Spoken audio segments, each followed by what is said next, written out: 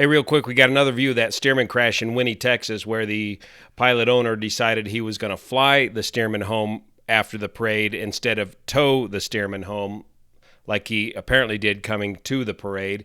We see him here in front of Finney's Taco Store, northbound on Highway 124. Again, nobody was hurt in this situation, but this gives a little bigger picture of what happened.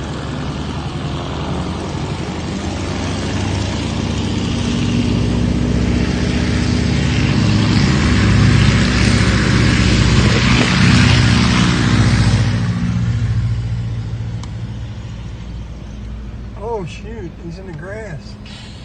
Oh, he almost messed up, man. Oh shit. Oh yeah. My God. Oh my God. So let's go back and look at that. So he starts out here on the pavement in front of the restaurant, gets the tail up okay. Looks like light winds. And then has a little excursion into the grass off to the left. That's off cambered. That takes a lot of energy out of the takeoff roll. And then it looks like it's the left wing that impacts the light pole right there and then down into the wires. And there's the local police that are blocking the traffic, sanctioning the entire event. That's about the time my wife would step up and say, "Do you think this is a good idea?" And that's when you should listen to your wife.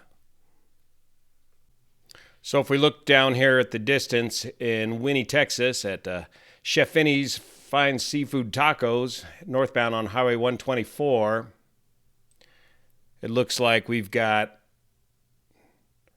from here to the intersection about 1,300 feet, 1,344 feet. Clearly not enough distance to clear a 50-foot obstacle with the Stearman, especially after a little excursion into the grass on your takeoff roll. Here's a nice before picture of the aircraft during the parade. Here's the after picture. Note how the 4130 chrome moly welded steel fuselage of the Stearman protected the pilot, remained fairly rigid, very stout structure on the Stearman, and the wooden wings absorbed much of the impact of the crash.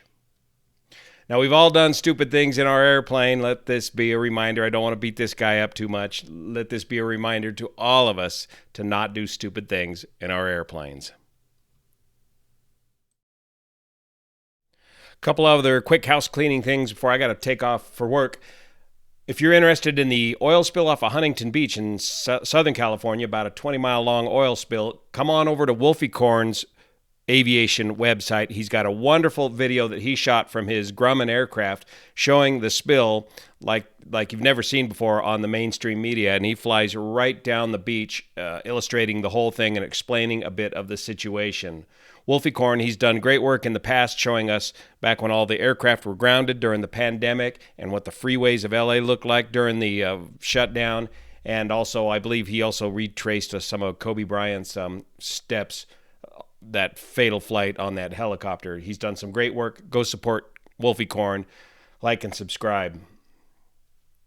And the rumor is beginning to circulate that possibly that oil leak was caused by a dragging anchor or a anchor from one of the many shipping container ships that are just off the coast of Los Angeles there. And for a very good detailed explanation of what's going on with shipping, check out Sal Mercagliano, if I'm saying that correctly, what's going on with shipping.